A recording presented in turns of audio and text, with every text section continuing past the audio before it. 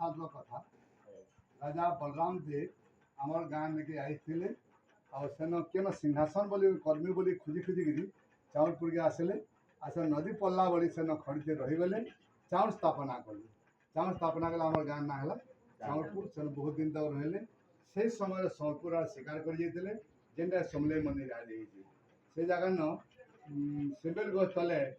ठेकुआटा कुकुर कुदाला कि अलोक दृश्य देखिकी घर के पले आए से समले सपना देले ये बलराम तु जन केन सिंहासन करी बोलछु इन तु सिंहासन कर आ पहला मलय मंदिर बने दे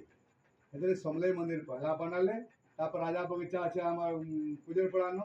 राजा घर अच्छे एटा कले आ हे समय थी आम ताना गाँव रे मंदिर आमर समलेई मूर्ति भी बने देछन सब चलुला 18 पूरा आम सिंहासन है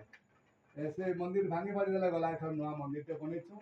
से मंदिर समस्ते लगे भिड़ी जी नाई करमा प्रतिष्ठा कि लोग जमा जमी हे सब तुम मैंने जमा हे सब प्रकार सहयोग करवा लगे निमंत्रण कर निमंत्रण रक्षा करे यदि किसी पार्ब या दे पार्ले भी आम ताने नहीं